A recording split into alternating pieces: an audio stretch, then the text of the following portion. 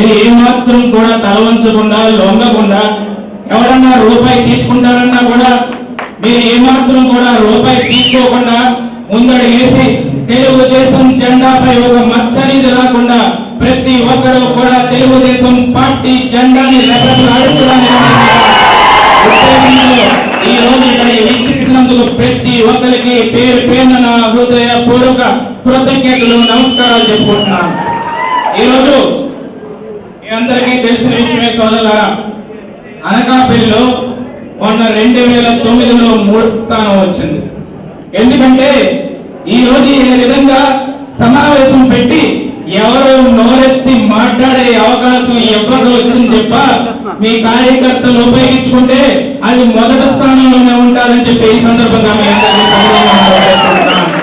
ఏ విధంగా అయితే విమర్శిస్తున్నారో ఈ రోజు నాయకులు రాష్ట్ర వ్యాప్తంగా కూడా జగన్ అనేవాడు దౌర్భాగ్యుడు, జగన్ అనేవాడు దొంగ, జగన్ అనేవాడు జైల్లో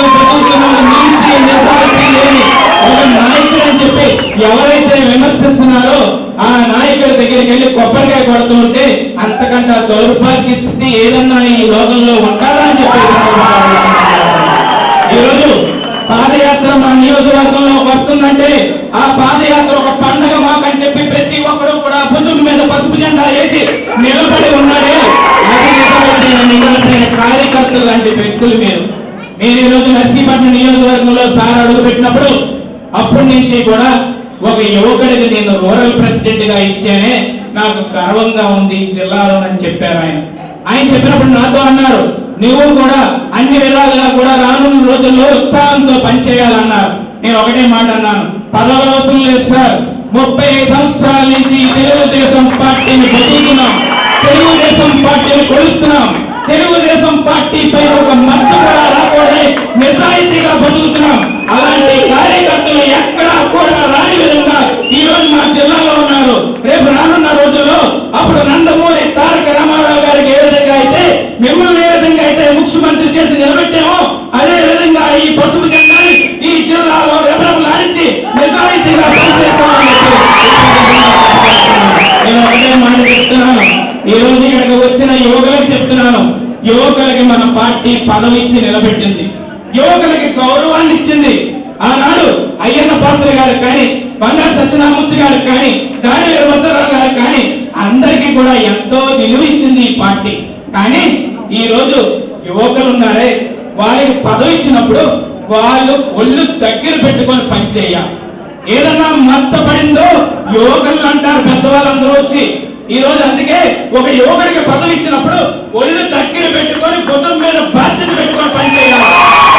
పనిచేయని రోజు దిగిపోవాలి తప్ప పార్టీకి ఒక మచ్చ కానీ తలపెట్టాలి కానీ ముందు కానీ వెనక కానీ ఎవరన్నా ఆలోచన వచ్చినా కూడా తెలుగుదేశం పార్టీ కార్యకర్తలు ఊరుకోరని చెప్పి ఈ సందర్భంగా మీ అందరికీ రానున్న రోజుల్లో నాకు ఈ సంఘటన జరిగినప్పుడు ప్రతి ఒక్కరికి ఒక బాధ కలిగింది. తెలుగుదేశం పార్టీ నమ్మినప్పుడు వెన్నుపోటు పొరచడానికి చాలా మంది ఎదురున్నారా అనిపించింది. కానీ కార్యకర్తలు చూసినప్పుడు ఒక ధైర్యం కలుగుతుంది, ఒక ఉత్సాహం కలుగుతుంది. మమ్మల్ని నమ్మి ఎవడైనా స్వార్థంతో తల ఉంచినా కూడా మేము తల ఉంచకుండా రొమ్ము విడిచి నిలబడతామని నిలబెట్టిన కార్యకర్తలకు ఒక ఉత్సాహం కలుగుతుంది. అందుకే సోదరులారా, అయ్యన్న పాత్ర గారు ఇక్కడ ఎంపీగా గెలవడం జరిగింది. అనకాపల్లిలో ఎంతో మంది కార్యకర్తలు ఆయన కుటుంబ సభ్యులుగా భావించి ప్రతి ఒక్కరిని వెన్నంటే నిలవడం జరిగింది. ఆయన సింగపూర్ వెళ్ళారు. ఈ సంఘటన జరగక ముందు ఆయన ఒకటే మాట చెప్పారు, ఫోన్ చేసి, మన కుటుంబ సభ్యుల కంటే కార్యకర్తలు యువరత్నంతో ఊడికి ఎత్తిన తెలుగుదేశం జెండా పట్టుకుని నిజాయితీగా బతికిన కార్యకర్తలు ఉన్నారు, మహిళలు ఉన్నారు, మన కుటుంబ సభ్యులు ఉన్నారు. ప్రతి ఒక్కరికి వెన్నంటే నిలుస్తామని ఒక్క మాట ఇచ్చి రమ్మన్నారు సోదరులారా.